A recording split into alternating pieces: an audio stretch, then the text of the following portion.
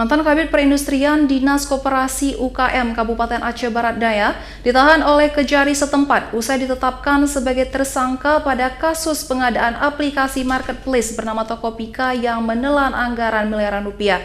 Sementara satu tersangka lainnya tidak ditahan lantaran mangkir dari pemanggilan penyidik. Dan tersangka tersebut mengajukan pra-peradilan ke Pengadilan Negeri Blampidi. KHZ 52 tahun merupakan mantan Kabid Perindustrian Dinas Koperasi UKM Kabupaten Aceh Barat Daya. Harus mendekam di sel tahanan lantaran dirinya diduga melakukan markup anggaran pada pengadaan program pembangunan sistem informasi terpadu Pusat Industri Kreatif Aceh Barat Daya atau pembuatan aplikasi marketplace bernama Tokopedia yang menggunakan dana APBK Kabupaten Aceh Barat Daya pada tahun 2020.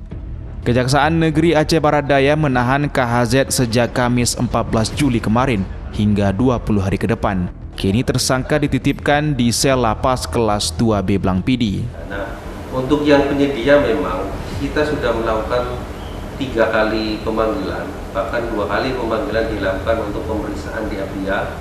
Yang bersangkutan juga tidak hadir. Kemudian saya sudah mengutus tim penyidik untuk melakukan pemeriksaan di Kejari Bandung.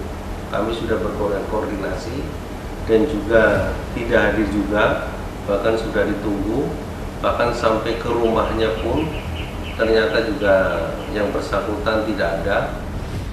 Dugaan adanya markup pada kasus pengadaan aplikasi Tokopedia.